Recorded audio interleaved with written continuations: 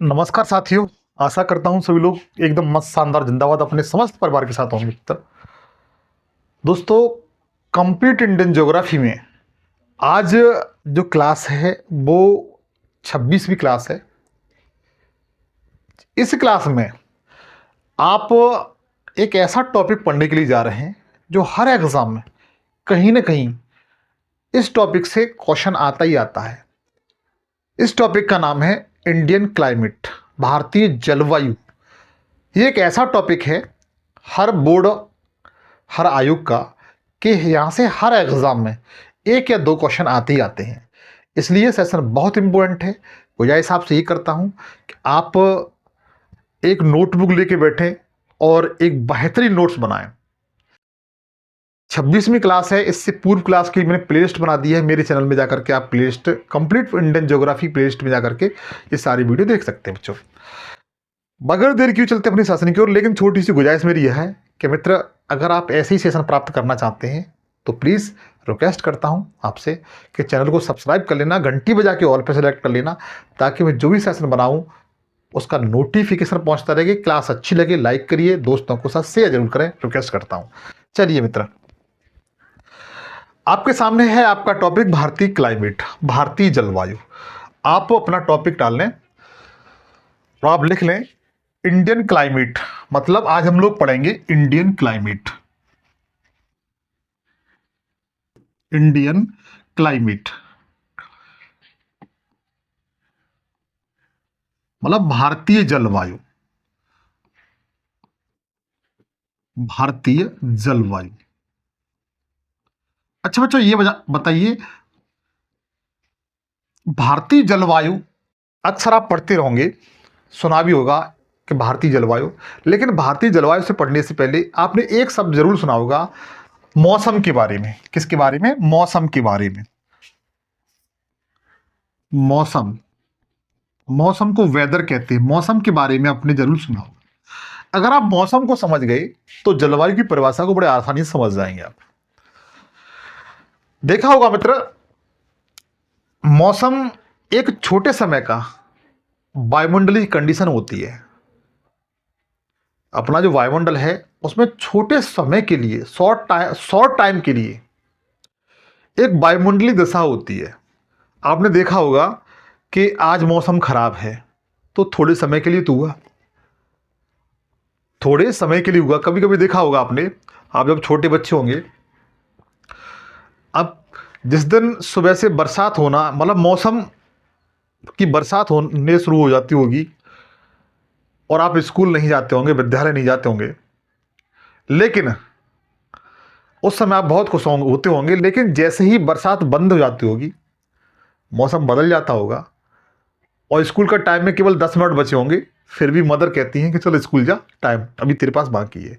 और ऐसी कंडीशन में पिताजी साइकिल लेकर के या बाइक लेकर के, चल मैं छोड़ करके आता हूँ। तो मेरा मतलब ये है, ये सब कंडीशन आपके साथ भी रही होगी, क्योंकि हर किसी के साथ एक कंडीशन होती है। तो मौसम मित्र छोटे समय के लिए वायुमंडलीय दशा होती है। क्या होती है? एक शॉर्ट टाइम के लिए जो वायुमंडलीय कंडीशन होती है, वायुमंडलीय दशा होती है, उसे ही मौसम कहा जाता है। चाहे आप इसकी परिभाषा लिख सकते हैं कि किसी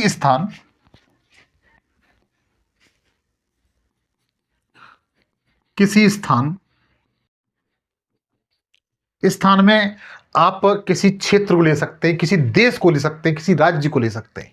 ठीक है, कि किसी स्थान की दिन प्रतिदिन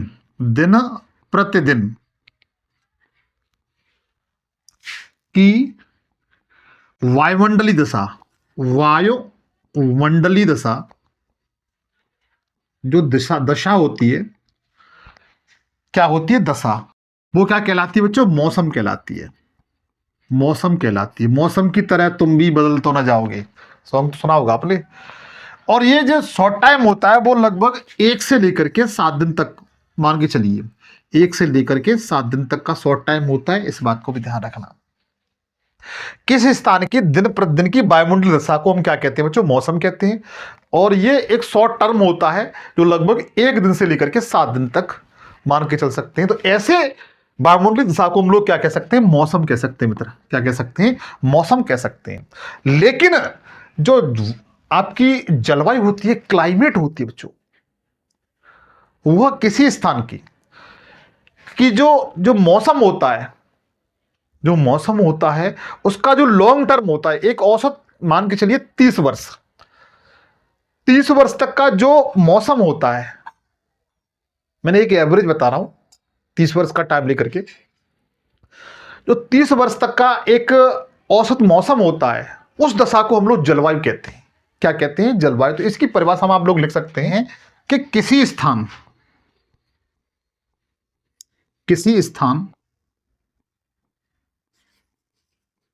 स्थान में देश भी हो सकता है कि लंबे समय, बड़ा ध्यान दीजिए, बड़ा सावधानी तरीके से लंबे समय के मौसम का औसत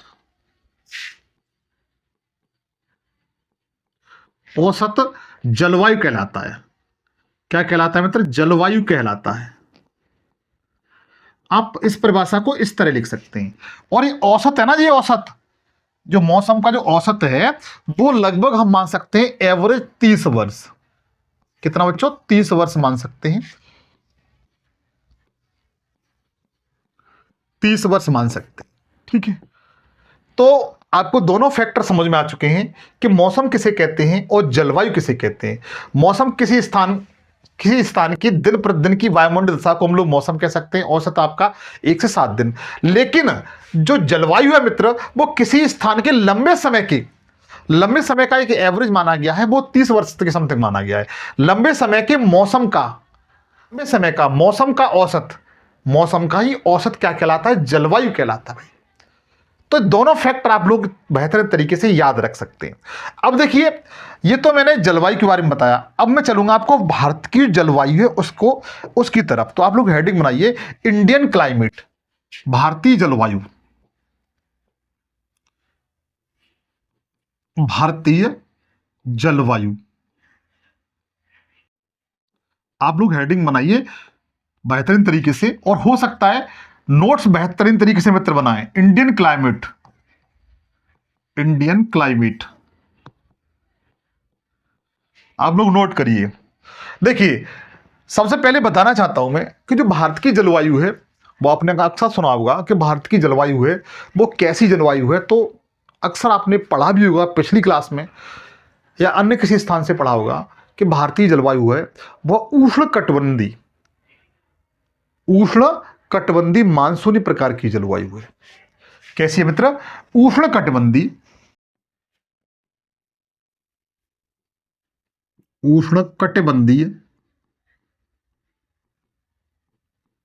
मानसूनी जलवायु है।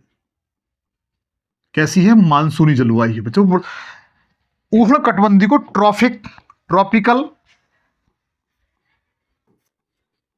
ट्रॉपिकल मानसूनी कहते हैं।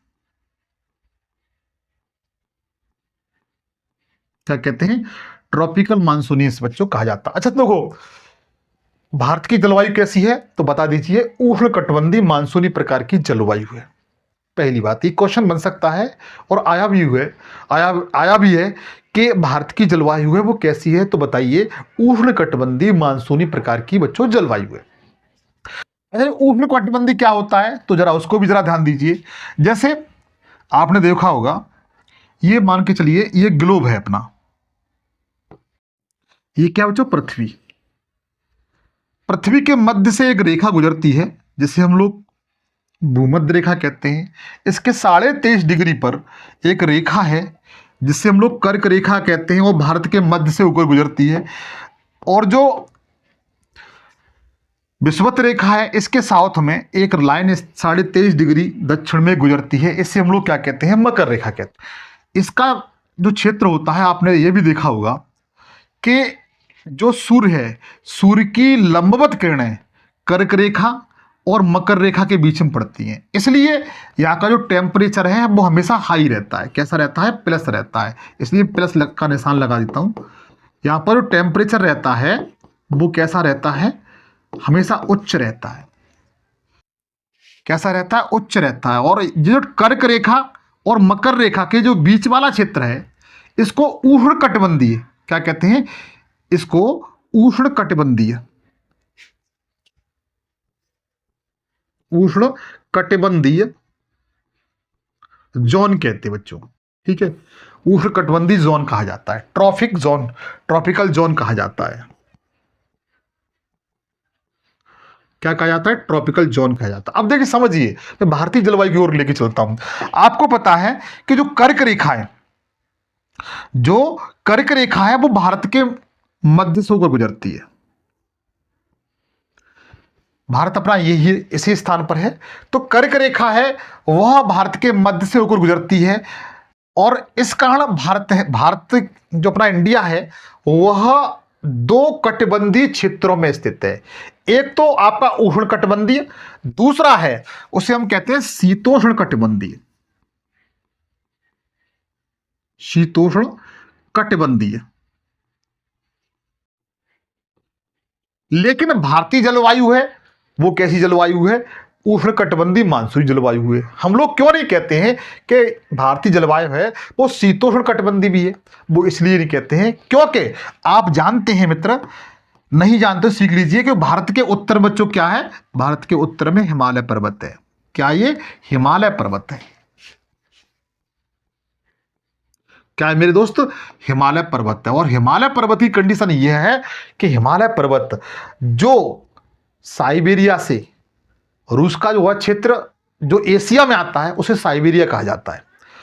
तो साइबेरिया से आने वाली जो ठंडी पवनें होती हैं, जो साइबेरिया से होकर के चीन में आती हैं, और चीन में आने के बाद जैसे भारत में प्रवेश करती हैं तो उसे एक दीवार का सामना करना पड़ता है। आपको पता है जो अपना हिमालय है, हिमालय की ऊंचाई लगभग 6000 मीटर के समथिंग है। कितनी? 6000 मीटर के समथिंग है हिमालय की ऊंचाई बच्चों। तो जो आपके साइबेरियन पवनें हैं वह भारत में प्रवेश नहीं कर पाती, इसलिए उष्णकटिबंधीय क्षेत्र से अपना भारत क्या हो जाता है? बच जाता है। इसीलिए हम कहते हैं भारत की जलवायु कैसी है? तो उष्णकटिबंधीय मानसूनी प्रकार की जलवायु बच्चों। आप लोग इन बातों को बेहतर तरीके से नोट कर सकते हैं और लिख सकते हैं। और रही बात मानसून की, तो मानसून पर जरा ध्यान दीजिए।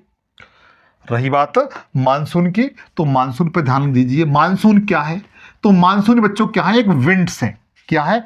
मानसून क्या होता है? विंड्स होती है, पवनें होती हैं। क्या होती है? पवनें होती है बच्चों, विंड्स होती हैं। मानसून क्या होते हैं? पवनें होती हैं। और मानसून के द्वारा ही देखा होगा भारत में वर्षा होती है। क्या होती है? वर्षा होती है मानसून के द्वारा। क्या होती है? रेन होती है। क्या होती है? रेन होती है। आप एक काम करिए, मैं इसे आगे बढ़ाऊं, थोड़ा सा स्क्रीनशॉट ले लीजिए ताकि मैं चीजों को आगे और बता सकूंगा। जो मानसून शब्द है, चलो नेक्स्ट पेज ले लेते हैं। जो मानसून शब्द है, कौन सा मित्र? मानसून। मानसून जो शब्द है मित्र ध्यान दीजिएगा, यह अरबी भाषा के, किसके? अरबी भाषा के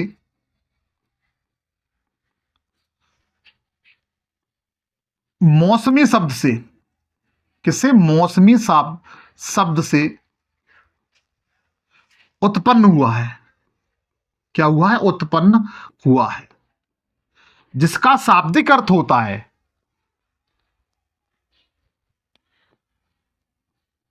जिसका शाब्दिक अर्थ होता है,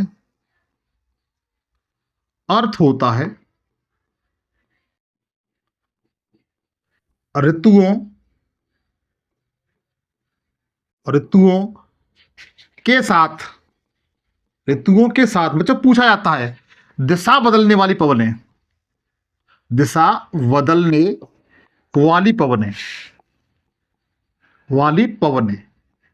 उसे हम लोग क्या कहते हैं बच्चों? मानसून कहते हैं। क्या कहते हैं? मानसून। तो ध्यान दीजिएगा, मानसून शब्द है वो अरबी भाषा के मौसमी शब्द से उत्पन्न हुआ। ये पूछा गया है कि जो मानसून है वो किस भाषा का शब्द है? तो अरबी भाषा का शब्द है मेरे भाई। ठीक है, किससे मिलकर बना है? तो मौसमी शब्द से। इसका अर्थ क्या होता है? तो ऋतुओं के साथ दिशा बदलने वाली पवनें को हम लोग क्या कहते हैं? मानसून कहते हैं बच्चों। क्या कहते हैं? मानसून कहते हैं। ऋतुओं के साथ दिशा बदलने वाली पवनों को क्या कहा जाता है? मानसून कहा जाता है। आप लोग याद रखिएगा, चाहो तो आप स्क्रीनशॉट ले सकते हैं। अब आप लोग हेडिंग डालिए भारतीय जलवायु को प्रभावित करने वाले कारक, और ये बड़ा इंपॉर्टेंट है मित्र। यहां से क्वेश्चन बनता है कि भारतीय जलवायु को कौन कौन से फैक्टर हैं जो उसको प्रभावित करते हैं, इफेक्ट करते हैं। तो हेडिंग बनाइए भारतीय जलवायु को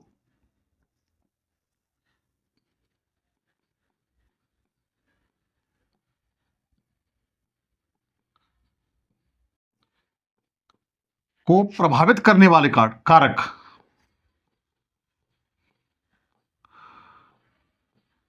करने वाले कारक, और यहां से मित्र हर बार एग्जाम पूछा गया क्वेश्चन है, ठीक है। तो सबसे पहले आप लिखेंगे, सबसे पहला जो कारक है वो कौन सा कारक है, ध्यान रखिए, इसे हम लोग कह सकते हैं अक्षांश। अक्षांश है मित्र, इसे लैटिट्यूड कहा जाता है। यह जलवायु को प्रभावित करता है। जो लैटिट्यूड होते हैं, अक्षांश होते हैं, वह जलवायु को प्रभावित करते हैं। कैसे, जरा ध्यान दीजिएगा। जैसे यह ग्लोब है और अपना भारत है मित्र, वो यहां पर है और कर्क रेखा इसके मध्य से गुजरती है। इसलिए जो भारत है वह यहां का जो टेम्परेचर है, जो तापमान है, वो हमेशा कैसा रहता है? प्लस रहता है, उच्च रहता है। कैसा रहता है? प्लस रहता है। लेकिन आपने देखा यहां अमेरिका है, अमेरिका इन अक्षांशों पर है, तो यहां की जलवायु है वो कैसी रहती है? ठंडी रहती है। तो भारत इन अक्षांशों पर है और अमेरिका इस अक्षांश पर है, दोनों अलग अलग अक्षांश पर हैं। इस कारण दोनों की जलवायु है वो अलग अलग है मेरी भाई। दोनों की जलवायु, क्लाइमेट है वो अलग अलग है। इसलिए जो अक्षांश होते हैं वो क्लाइमेट को क्या करते हैं बच्चों? प्रभावित करते हैं। दूसरा जो कारक है वह आपका कारक है वायुमंडल, वायुदाब। वायुदाब जिसे हम लोग कैसे क्या करता है? क्लाइमेट को क्या करता है मतलब? प्रभावित करता है। कैसे प्रभावित करता है तो आपको बताता हूं। जैसे कोई स्थान है, मान के चलिए जैसे ए स्थान है, ये वाला, समझिए बात को। यहां पर जो टेम्परेचर है, जो तापमान है, यहां पर मित्र जो तापमान है वो हाई है। कैसा है? उच्च है, प्लस है। तो ध्यान रखना, जहां पर तापमान उच्च रहता है वहां पर जो हवाएं मित्र, क्या मित्र? हवाएं, विंड्स होती हैं, हवाएं होती हैं, वह हल्की होकर के ऊपर उठ जाती है। कैसे हो जाती हैं? ऊपर उठ जाती है। जैसे मान के चलिए आप कोई भी गरम गरम पॉट्स है, बर्तन है, उसको आप छुएंगे तो तुरंत झटका मिलेगा, आप ऊपर की तरफ अपना हाथ कर लेंगे। ऐसा होगा कि नहीं होगा? तो किसी स्थान का तापमान यदि प्लस होता है, उच्च होता है, तो वहां की जो हवाएं होती है, विंड्स होती हैं, वह हल्की होकर के ऊपर उठ जाती है। वो क्यों उठती है? ठंडी होने के लिए। खाली हो जाती है तो भरने के लिए, नमी को ग्रहण करने के लिए। जब इस स्थान की हवाएं ऊपर उठती हैं तो ये हल्की होकर के ऊपर उठ जाती हैं, लेकिन फिर ये स्थान कैसा हो जाता है बच्चों? खाली हो जाता है। ये स्थान कैसा हो जाता है? खाली हो जाता है। तो खाली स्थान को भरने के लिए, खाली स्थान को भरने के लिए जो ऊपर से हवा गई थी इस तरीके से, वो उठ करके पुनः पानी लेकर के, आर्द्रता लेकर के पुनः उस खाली स्थान को भरने के लिए आ जाती है। क्या करती हैं? उस स्थान को भरने के लिए आ जाती है। क्योंकि आपको पता है जब यहां पर टेम्परेचर ऊंचा होता है, मतलब अधिक होता है, तो यहां पर निम्न वायुदाब होता है। कैसा बच्चों? निम्न वायुदाब होता है। मतलब high temperature, high temperature, low pressure, low pressure होता है। ये बातें तो आप जानते होंगे। जिस स्थान का टेम्परेचर कम होता है, वह हाई होता है, वहां पर जो प्रेशर होता है वो कैसा होता है? लो प्रेशर होता है बच्चों। जब लो प्रेशर होता है तो वहां पर हवाएं आती हैं उस खाली स्थान को भरने के लिए। तो जो वायुमंडलीय दाब, जो वायुदाब है बच्चों, ये भी क्या करता है? यह भी आपकी जलवायु को क्या करता है, प्रभावित करता है। अच्छा, आपसे एक क्वेश्चन पूछा जा सकता है यहां पर, जैसे मैं लिख देता हूं क्वेश्चन को। ये क्वेश्चन आया हुआ है प्रतियोगी परीक्षा में। गर्मियों की अपेक्षा, क्वेश्चन ये है आपके सामने, आप बताएंगे गर्मियों की अपेक्षा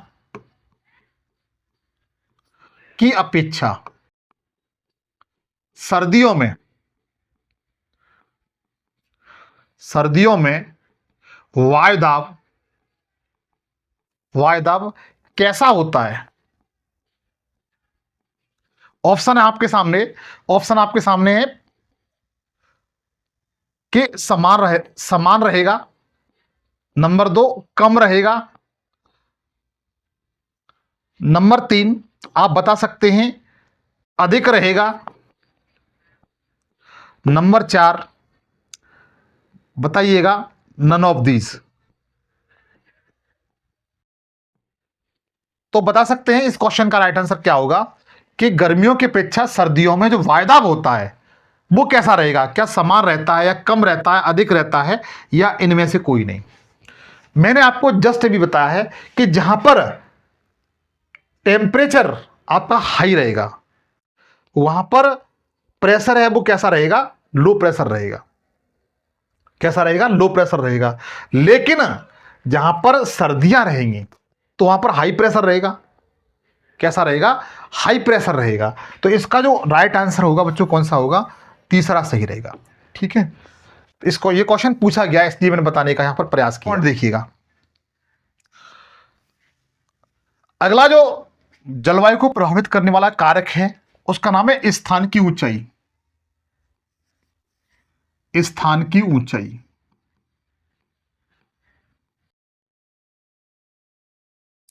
स्थान की जो ऊंचाई है मित्र वह भी जलवायु को क्या करती है, प्रभावित करती है। कैसे, आपने एक शब्द सुना होगा, शब्द यह है कि जो क्षोभमंडल है, ट्रोपोस्फियर है, क्षोभमंडल है। अगर क्षोभमंडल में हम लोग मतलब पृथ्वी के धरातल से हम लोग 165 मीटर की ऊंचाई तक जाएंगे तो आपको अध्ययन किया होगा आपने कि 1 डिग्री तापमान कम हो जाता है। कैसा हो जाता है, कम हो जाता है। तो आप लिख सकते हैं स्थान की ऊंचाई, स्थान की ऊंचाई में क्षोभमंडल है,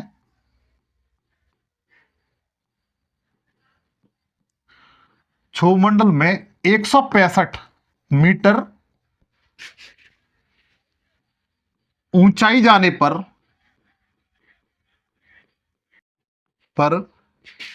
1 डिग्री तापमान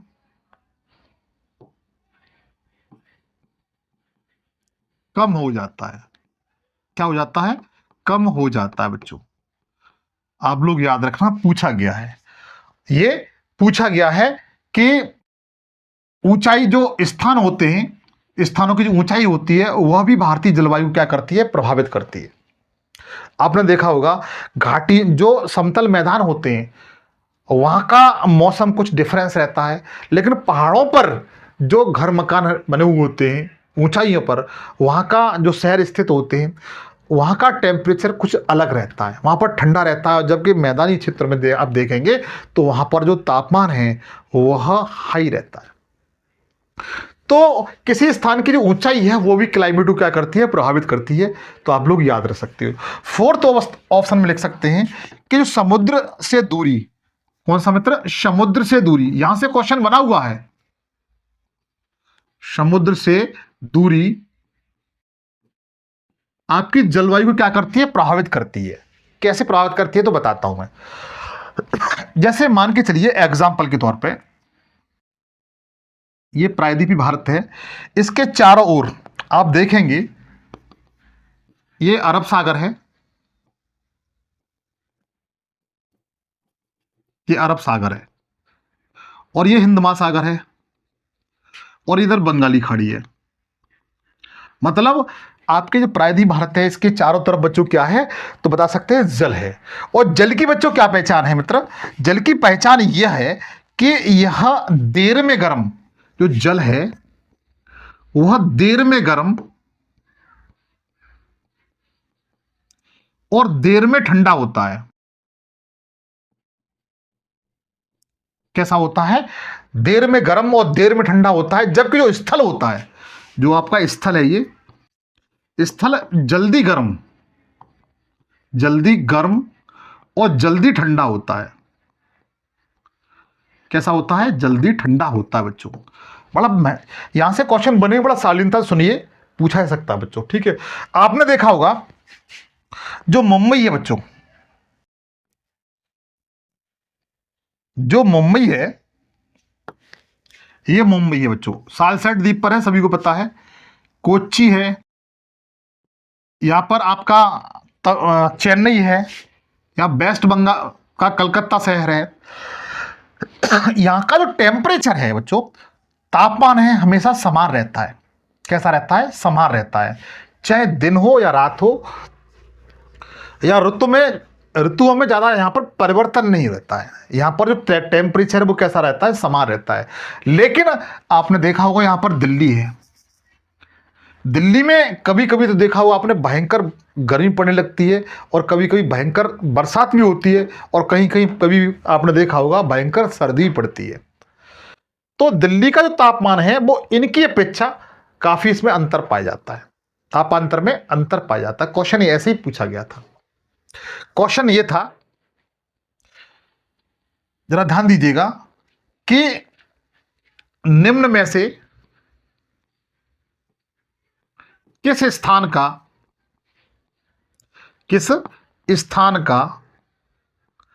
तापांतर सर्वाधिक है। चार ऑप्शन आपके इस तरीके से थे। नंबर 1 पे था Mumbai, option second Calcutta, C option था चेन्नई, और फोर्थ ऑप्शन था बच्चों दिल्ली। देखो क्वेश्चन आपका यहीं से निकल रहा है, क्योंकि स्थल है मित्र, जल्दी ठंडे होते हैं और जल्दी गर्म होते हैं। जबकि ये जो मुंबई, कलकत्ता और चेन्नई है, ये समुद्री तटीय इलाके वाले क्षेत्र में स्थित हैं, और यहाँ पर टेम्परेचर लगभग कैसा रहता है, समान रहता है। लेकिन दिल्ली का जो टेम्परेचर है वह कैसा है, उसमें काफी अत्यधिक मात्रा में अंतर पाया जाता है इसके तापमान में। इसलिए इसका राइट आंसर फोर्थ वाला बच्चों। ये क्वेश्चन भी आपके एग्जाम में आया हुआ है। एक क्वेश्चन और इस तरीके से था, यही आपका क्वेश्चन था, लेकिन पूछा इस तरीके से था, ऑप्शन उसमें अलग थे। वो कैसे थे, जरा ध्यान दीजिएगा। वहां लिखा हुआ था हिमालय, दूसरा नंबर उत्तर भारत, तीसरे नंबर पर जो ऑप्शन था वो प्रायद्वीपीय भारत, और फोर्थ ऑप्शन था बच्चों वह था थार का मरुस्थल। तो बताइए इनमें से किस स्थान का जो तापांतर है वो सर्वाधिक है। तो ध्यान दीजिएगा, थार का जो मरुस्थल है बच्चों, यहां पर बालू पाई जाती है। क्या पाई जाती है, बालू पाई जाती है। बालू है वो, उसका जो टेम्परेचर है दिन में भयंकर गर्म हो जाती है, और रात में इतनी ठंडी हो जाती है कि वहां मतलब सर्दी से फील होने लगती है। तो ध्यान रखिएगा, ऐसा क्वेश्चन आए तुरंत बताइएगा। फोर्थ ऑप्शन इसका राइट आंसर है, क्योंकि आप जानते हैं कि समुद्र तटीय जो क्षेत्र होते हैं विशेषकर उनका टेम्परेचर समान रहता है, लेकिन जो स्थल पर जो शहर होते हैं उनका जो तापमान है उसके तापांतर में काफी मात्रा में अंतर पाया जाता है। तो चाहो तो आप इन बातों को नोट कर सकते हैं बच्चों। पांचवा फैक्ट है जो जलवायु को प्रभावित करता है, भारत की जलवायु को, वो हिमालय है। कौन सा, हिमालय। आप लोग नोट कर सकते हैं, जो हिमालय है वह भारतीय जलवायु को बच्चों क्या करता है, प्रभावित करता है। जब भी तो हमारी जो भारतीय जलवायु है वो उष्ण कटिबंधीय मानसूनी प्रकार की जलवायु है। कैसे प्रभावित करता है तो आपको बताता हूं। सबसे पहले आप एक काम करें, भारतीय मैप बनाएं प्यारा सा एक, ताकि आप चीजों को बेहतर तरीके से समझ पाएं। आप भी मेरे साथ इस तरह से भारत का मैप बना सकते हैं। ध्यान दीजिए,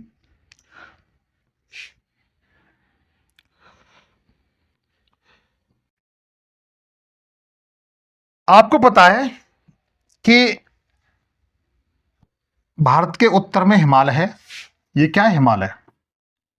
महान हिमालय, मध्य हिमालय और शिवालिंग की पहाड़ियाँ, इस तरह से। और इसकी जो ऊंचाई है वो मैं आपको बताई थी 6000 मीटर के समथिंग है बच्चों।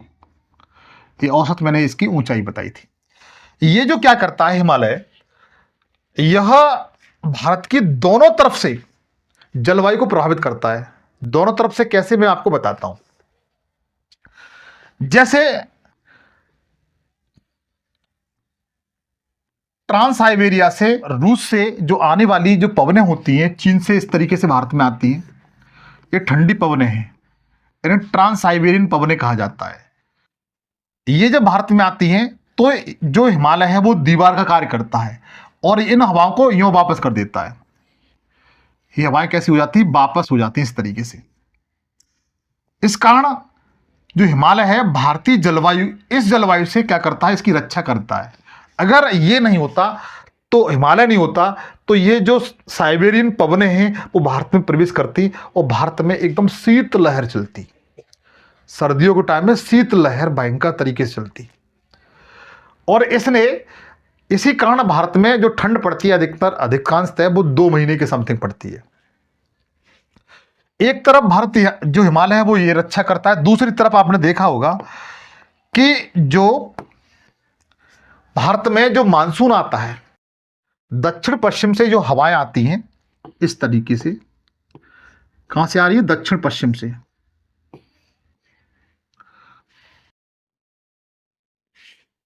तो जब ये हवाएं, आपको पता है 1 जून को मानसून है, वो 1 जून को जो मालाबार तट है केरल का, वहां पर टकरा जाती हैं, आ जाती हैं, पहुंच जाती हैं। उसके बाद 15 जून तक, सॉरी 15 जुलाई तक, 15 जुलाई तक ये जो हवाएं हैं पूरे भारत में, यहां तक पंजाब में आ जाती हैं। और जब ये आती हैं तो ये 2 शाखाओं में बढ़ जाती हैं। एक भाग आपका इस तरीके से जाता है, इस तरीके से अरावली के पास होकर के वो इधर मुड़ जाता है। दूसरी जो शाखा है वो बंगाली खाड़ी होकर के इस तरह आती है और यूं कर होकर के पंजाब में ये दोनों शाखाएं 15 जुलाई के समथिंग मिल जाती हैं। 15 जुलाई को लगभग ये मानसून है भारत में, वो पूरी तरीके से फैल जाता है। लेकिन ये दोनों शाखाएं हिमालय को पार नहीं कर पाती। और जो हिमालय क्या कहता है कि आप केवल भारत में बरसात करो, हिमालय इनको भारत की ओर ढकेल देता है, इसलिए भारत में घनघोर क्या हो जाती है, बरसात होने लगती है। तो जो हिमालय है वह भारतीय जलवायु को बच्चों क्या करता है, प्रभावित करता है। आप लोग याद रखना। आप लोग ये बताइए, भारत में जो ऋतुएं होती हैं वो कितने प्रकार की ऋतुएं हैं? भारत में जो ऋतुएं होती हैं वो कितने प्रकार की हैं? आपके सामने ऑप्शन है 3 प्रकार की, 4 प्रकार की, 5 प्रकार की या 2 प्रकार की। अगर आप ईमानदारी से जानते बताएं कि भारत में जो ऋतुएं हैं वो कितने प्रकार की हैं, तो हेडिंग डालिए भारत में ऋतुएं।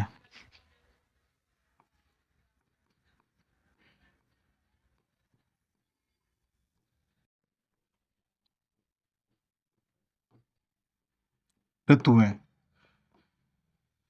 तो ध्यान रखना मित्र, भारत में जो ऋतुएं होती हैं वो 4 प्रकार की होती हैं। भारत में ऋतुएं होती है मित्र, वो 4 प्रकार की होती हैं। कौन कौन सी है, इनकी क्या क्या इंपॉर्टेंस है, कहाँ और कैसे क्वेश्चन आते हैं, तो ध्यान दीजिएगा। सबसे पहले जो ऋतु है मित्र, उसको लिख लीजिए, उसे हम लोग कहते हैं ग्रीष्म ऋतु। ग्रीष्म ऋतु पहली जो ऋतु है उसे ग्रीष्म ऋतु या समर सीजन कहते हैं। क्या कहते हैं, समर सीजन कहते हैं। ध्यान दीजिए, जो ग्रीष्म ऋतु होती है मित्र, इसमें जो वर्षा है, इसमें जो वर्षा है, रेन है, भारत के संदर्भ में बात कर रहा हूं। ग्रीष्म ऋतु में भारत में जो वर्षा है वो टोटल वर्षा का मात्र 10% होती है। कितनी, 10% होती है। पूछा गया फैक्ट कि ग्रीष्म ऋतु में भारत में टोटल वर्षा कितना परसेंट होता है, तो समथिंग 10% के समथिंग औसत वर्षा होती है। आप लोग याद रखना। इसका जो ग्रीष्म ऋतु का जो टाइम है बच्चा, जो कब से कब तक चलता है, तो बताइए, यह मार्च से मई तक, मार्च से मई तक इसका टाइम है। ग्रीष्म ऋतु का टाइम कितना है, तो बताइए, मार्च से मई तक। और मोस्टली कारण यह है मित्र, क्योंकि 21 मार्च को जो सूर्य होता है वो उत्तरायण हो जाता है। कैसा हो जाता है, उत्तरायण हो जाता है। कैसा हो जाता है, उत्तरायण। मैं बताता हूं बच्चों यहां पर फंडा। जैसे ये अपनी पृथ्वी है, और ये सूर्य है मान के चलिए। तो डिफरेंस पेन से बना देता हूं इसको, सूर्य को, ये सन है बच्चों, ठीक है। ध्यान दीजिए, बड़ा बेहतरीन बात है यहां पर। ये पृथ्वी अपनी इसके मध्य से होकर के ये विषुवत रेखा गुजरती है, इसे जीरो अक्षांश रेखा कहते हैं। इसके उत्तर में ये कर्क रेखा है 23.5 डिग्री पर, और साउथ में ये मकर रेखा है बच्चों। ये 3-4 चीज तो आप बेसिक तरीके से जानते ही होंगे। आपको पता है कि 21 मार्च और 23 सितंबर जो सूर्य की किरणें हैं वो विषुवत रेखा पर लंबवत पड़ती हैं बच्चों। क्या पड़ती हैं? लंबवत, सीधी पड़ती हैं। कब? 21 मार्च और 23 सितंबर को। 21 मार्च और 23 सितंबर को सूर्य की किरणें लंबवत पड़ती हैं, इसलिए पूरी पृथ्वी पर दिन रात की जो अवधि होती है वो लगभग समान होती है। कैसी होती है? समान। जितने घंटे का दिन होगा उतने घंटे की रात होगी। कब? 21 मार्च और 23 सितंबर को। लेकिन 21 मार्च के बाद होता ऐसा है कि जो सूर्य है वह उत्तरायण होने लगता है, उत्तर की ओर जाने लगता है। किधर जाने पर लगता है? उत्तर की ओर। कहां तक आता है? तो वह मित्र आप बताइए कि वह कर्क रेखा तक आता है। कहां तक आता है? कर्क रेखा की तरफ तक आता है। तो ये कब तक कर्क रेखा पर पहुंच जाता है ये पूछा गया है। तो 21 जून को, कब मित्र? 21 जून को, 21 जून को सूर्य है वह कर्क रेखा पर चमकने लगता है, और इस कारण उत्तरी गोलार्ध में सबसे बड़ा दिन होता है और रातें सबसे छोटी होती है। तो मैंने बताया 21 मार्च को सूर्य क्या होने लगता है? उत्तरायण होने लगता है। उत्तरायण का मतलब विषुवत रेखा से सूर्य कर्क रेखा की ओर जाने लगता है। इस कंडीशन को क्या कहते हैं बता दीजिए? कि उत्तरायण होने लगता है। और भारत में जो तापमान है, जो अपने भारत में जो तापमान है, भारत में तापमान कैसा रहेगा बच्चों? जब सूर्य मतलब भारत की ओर आएगा तो अधिक रहेगा,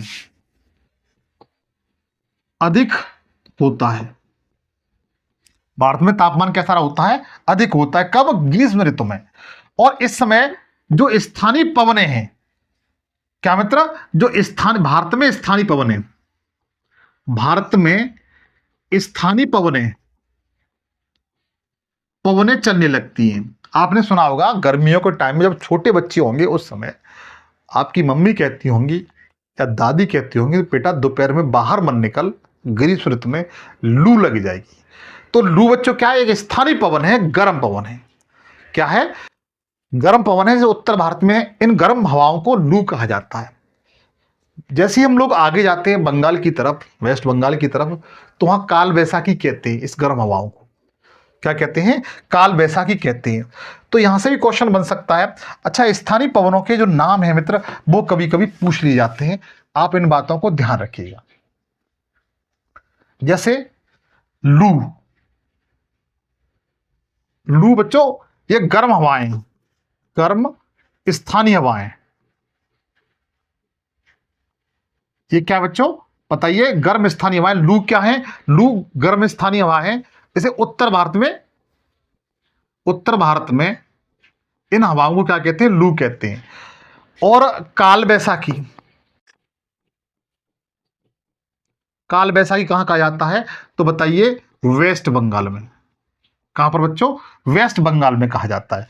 अच्छा, नार्वेस्टर कहां कहा जाता है? नार्वेस्टर बड़ा इंपॉर्टेंट है, याद रखिए, ध्यान रखना। नार्वेस्टर हम लोग कहते हैं उड़ीसा में। जो उड़ीसा में जो गर्म हवा चलती है उसे नार्वेस्टर कहा जाता है बच्चों, ठीक है। और इसके साथ साथ एक आम्र वर्षा भी होती है। आम्र वर्षा, आम्र वर्षा कहां होती है? तो आम्र वर्षा बच्चों दो जगह होती है, ध्यान रखना, कर्नाटक और केरल। ये पूछा गया है, कर्नाटक और केरल प्लस केरल, इधर लिख देता हूं केरल, ठीक है। ये पूछा गया आम्र वर्षा कहां पर होती है? तो एक केरल में होती है बच्चों। अच्छा, एक बात और ध्यान रखिए, एक और पूछिए चेरी ब्लाज्म, चेरी ब्लाज्म पूछी जाती है। मैं यहां पर थोड़ा जगह कम है, इधर लिख देता हूं चेरी ब्लाज्म। चेरी ब्लाज्म क्या है? तो ये बच्चों गर्म हवा है।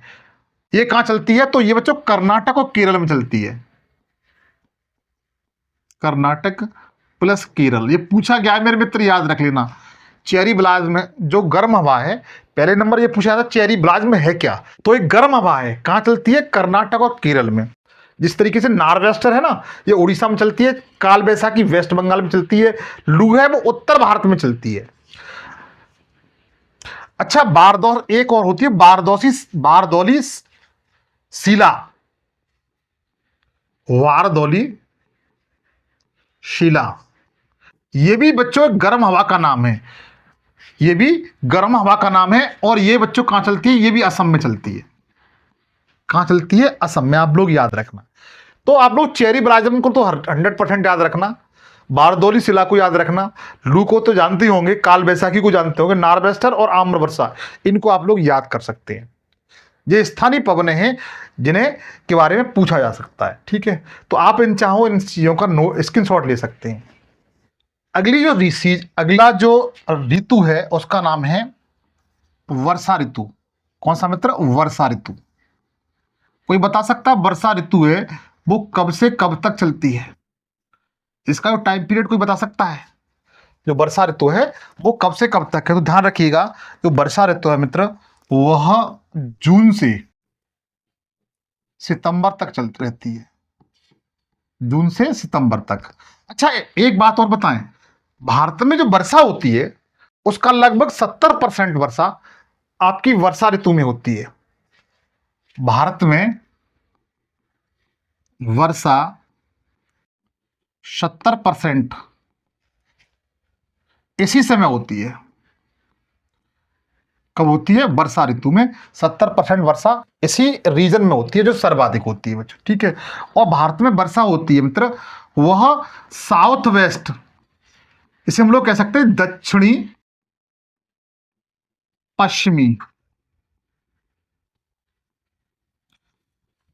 पश्चिमी मानसून या हवाओं से होती है। हवाओं से होती है। कब होती है? वर्षा ऋतु में। ठीक है, भारत में 70% वर्षा होती है वर्षा ऋतु में। किस मानसून द्वारा होती है? तो बता सकते हैं दक्षिण पश्चिम। अब आप एक काम करिए, भारत का मैप बनाइए मेरे साथ, ताकि चीजें आप बेहतर तरीके से समझ सकें मित्र। भारत का एक छोटा सा प्यारा सा मैप बनाएं ताकि चीजों को आप समझ सकें। ध्यान दीजिए, मैंने आपको बताया था इसी क्लास में कि भारत में जब सूर्य किरणें लंबवत पड़ती हैं कर्क रेखा पर, तो यहाँ का जो हवाएं हैं वो ऊपर उठ करके चली जाती हैं। कहाँ पर? समुद्र की तरफ। और ये स्थान जो भारत है वो खाली हो जाता है। इस खाली स्थान को भरने के लिए दक्षिण पश्चिम से, कहाँ से मित्र? दक्षिण पश्चिम से इस तरीके से हवाएं प्रवेश करती हैं। ये बता चुका हूं ना मैं। इस तरीके से इन्हें हम लोग साउथ वेस्ट मानसून कहते हैं। क्या कहते हैं? साउथ वेस्ट मानसून कहते हैं। और ये भारत में 2 प्रकार से वर्षा करता है। जो साउथ वेस्ट मानसून है, सॉरी, यह भारत में 2 प्रकार से वर्षा करता है बच्चों, 2 तरह से। एक तो कह सकते हैं अरब सागर की शाखा, इसमें 2 प्रकार से वर्षा करता है। कैसे करता है? क्योंकि एक शाखा आपकी बंगाली खाड़ी तरफ हो जाती है और दूसरी शाखा मैंने बताई थी आपको इस तरीके से आपके अरब सागर की ओर से आती है। तो आप लिख सकते हैं अरब सागर की शाखा अच्छा, अरब सागर की जो शाखा है मित्र, इससे क्या होता है कि यह जो शाखा है अरब सागर वाली, यह 1 जून को कहां पहुंच जाती है? तो केरल के तट पर पहुंच जाती है। यहां पर केरल है ना, केरल के तट पर पहुंच जाती है। जो अरब सागर वाली शाखा है मित्र, वो 1 जून को केरल के तट पर पहुंच जाती है। आप लोग याद रखना। और यहीं से वर्षा की शुरुआत होती है। तो सबसे पहले वर्षा कहां होती है? तो केरल पे होती है। जैसे ही मानसून आता है तो सबसे पहले केरल के तट पर होती है, जिसे हम लोग मालाबार का तट कहते हैं। मालाबार का तट कहते हैं बच्चों। ठीक है, जब कोई दूसरी शाखा है, मैंने ये वाली बताई, ये शाखा क्या करती है? यह शाखा बंगाल की खाड़ी की तरफ जाती है। बंगाली खाड़ी में ये सबसे पहले वर्षा कहाँ करती है, तो वर्षा बच्चों यहाँ पर करती है मेघालय में। और मेघालय, जैसे मेघालय में 3 पहाड़ियाँ हैं, एक गारो है, खासी और जयंती है, इस तरह पहाड़ियाँ हैं। इनमें ये वर्षा पहुंच जाती है इस तरीके से। तो खासी पहाड़ी पर ये सर्वाधिक वर्षा करती है। दूसरी शाखा कौन सी है, तो बता दीजिए कि बंगाल की खाड़ी की शाखा।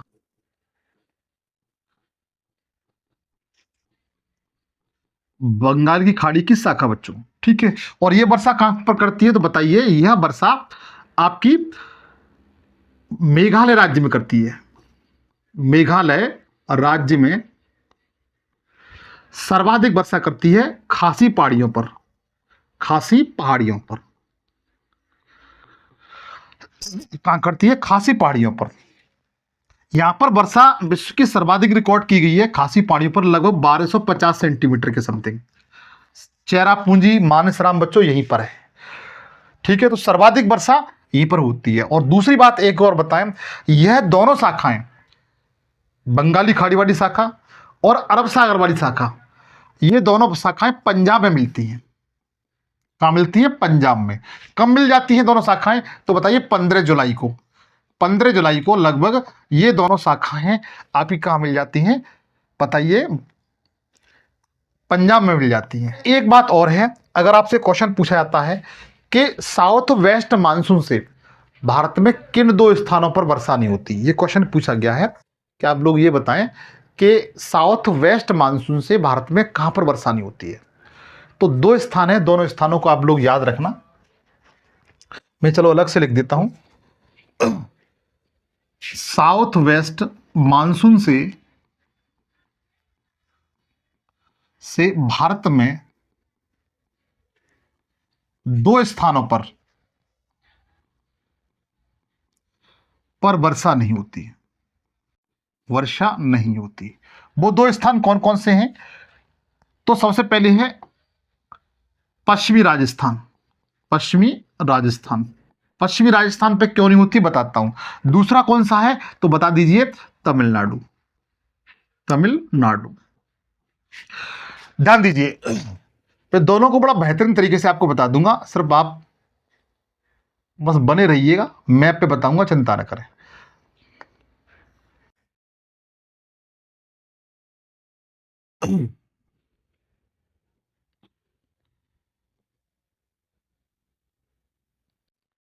हाँ, जरा ध्यान दीजिए। तमिलनाडु मित्र अपना यह इस स्थान पर है, ये तमिलनाडु है। आपने देखा होगा कि यहां पर वेस्टर्न घाट है, इस तरीके से पश्चिमी घाट है। क्या ये पश्चिमी घाट, जब भारत में मानसून प्रवेश करता है तो ऐसी कंडीशन में जो हवाएं इस तरह प्रवेश करती हैं तो यूं आगे जाकर के यूं मुड़ जाती हैं, इस पश्चिमी घाट को पार नहीं कर पाती। तो ये वाला जो क्षेत्र है तमिलनाडु वाला, ये वृष्टि छाया प्रदेश बन जाता है। कैसा, वृष्टि छाया प्रदेश। जैसे ये पर्वत हुआ, यहाँ हवाएं इस तरीके से, तो इनको पार नहीं कर पाती और इधर वर्षा नहीं होती है। तो तमिलनाडु इसी क्षेत्र में आता है, इसलिए तमिलनाडु में वर्षा नहीं होती है। और ये आपका राजस्थान है। राजस्थान का जो पश्चिमी भाग है ये वाला, यहाँ पर अरावली पर्वत श्रृंखला है, ठीक है। तो इस अरावली पर्वत श्रृंखला के सहारे सारे ये पवनें निकल जाती हैं। अगर इसी कारण ये पश्चिमी जो भाग है यहाँ पर वर्षा नहीं होती है बच्चों। तो साउथ वेस्ट मानसून से आप लोग याद रखिए, केवल पश्चिमी राजस्थान और तमिलनाडु वर्षा नहीं होती है, अन्यथा पूरे भारत में लगभग घनघोर वर्षा होती है 70% के समथिंग बच्चों।